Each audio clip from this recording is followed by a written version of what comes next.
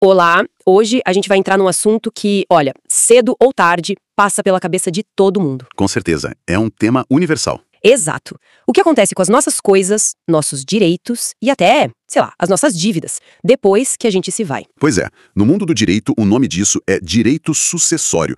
E é importante dizer, não é um papo só para quem tem grandes fortunas. Não mesmo, afeta todo mundo. E o material que a gente tá usando de base hoje é ótimo, parece um resumo de aula, bem claro. Nossa missão aqui é desvendar os dois grandes caminhos que a herança pode seguir no Brasil. Isso. De um lado, tem o caminho padrão, o que a lei define quando não existe um plano. É a chamada sucessão legítima. E do outro? Do outro, tem o caminho que a própria pessoa desenha, a sucessão testamentária, onde vale a vontade de quem partiu. Ok, vamos mergulhar nisso então. A ideia é entender como a lei age quando não tem um plano e como alguém pode, de fato, criar o seu próprio. Perfeito. E para deixar tudo bem concreto, vamos usar uma família fictícia, pode ser?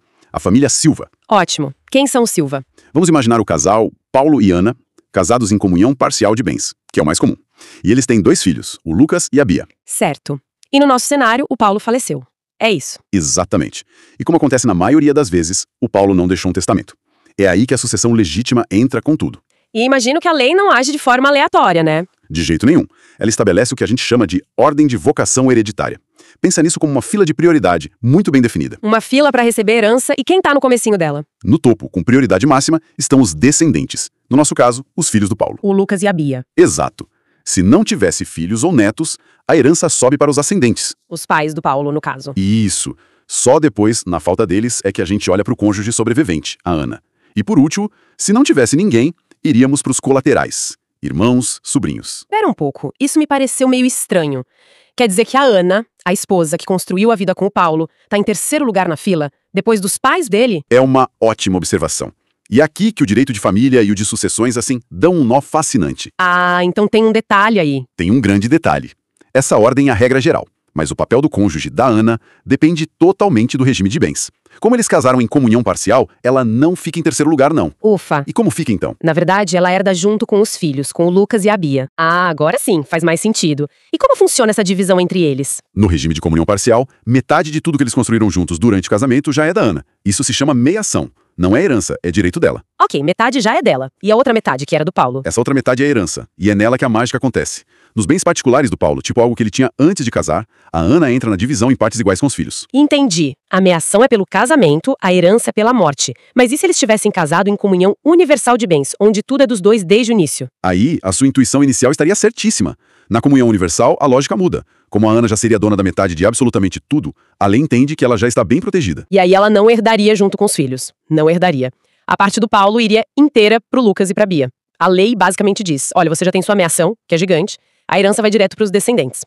É um detalhe que muda todo o jogo.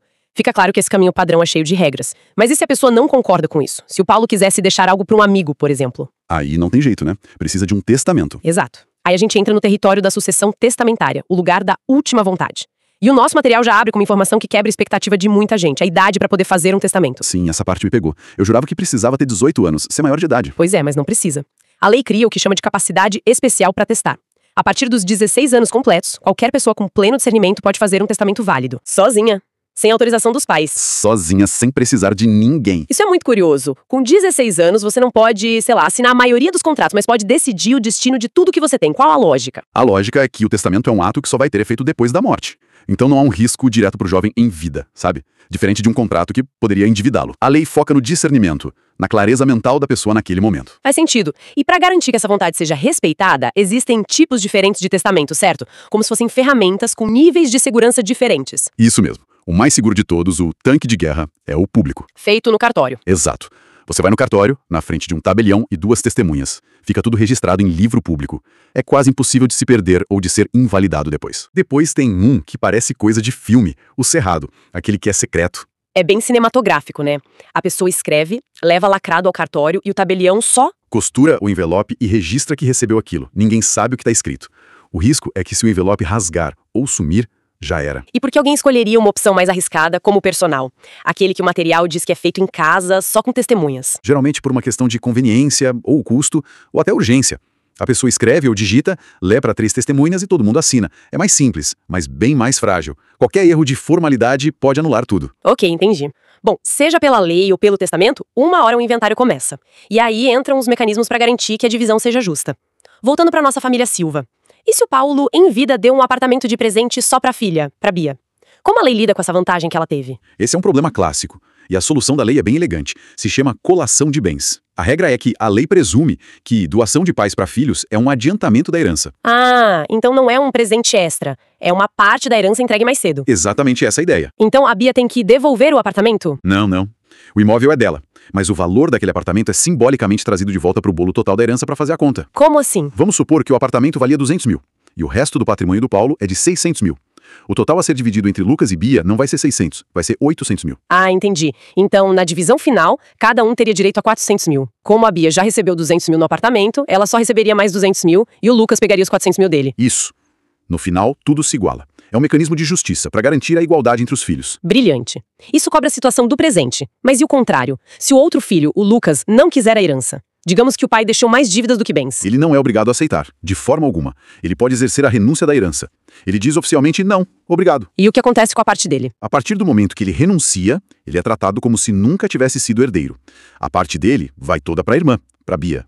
Mas isso pode gerar um problema, né? E se o Lucas tiver as próprias dívidas? Ele poderia renunciar só para os credores dele não colocarem a mão nesse dinheiro da herança? A famosa fraude contra credores. A lei pensou nisso. E qual a solução? Se o herdeiro que renuncia tem credores, a lei permite que esses credores, com autorização de um juiz, aceitem a herança no lugar do devedor. Nossa! Mas, e aqui está o ponto-chave, eles só podem pegar o valor exato para quitar a dívida. O que sobrar da parte do Lucas não vai para ele, vai para Bia, seguindo a regra da renúncia. É uma solução bem equilibrada. Protege o credor, mas não premia o devedor. Exato. Ok, mas a gente sabe que herança às vezes traz o pior das pessoas. E se, em vez de renunciar, um herdeiro tenta ser desonesto? Digamos que o Lucas sabe que o pai tinha uma conta secreta no banco e fica quieto no inventário para pegar o dinheiro só para ele. Isso tem um nome feio e uma punição bem severa. Sonegação. E o que acontece com ele? Se for provado que ele agiu de má fé, que ele ocultou o bem de propósito, a consequência é drástica. Ele perde todo e qualquer direito sobre aquele bem específico que ele escondeu. Uau! Então a conta bancária inteira seria dividida só entre os outros? Isso. A conta secreta seria dividida só entre a mãe, Ana, e a irmã, Bia. O Lucas não veria um centavo daquele dinheiro.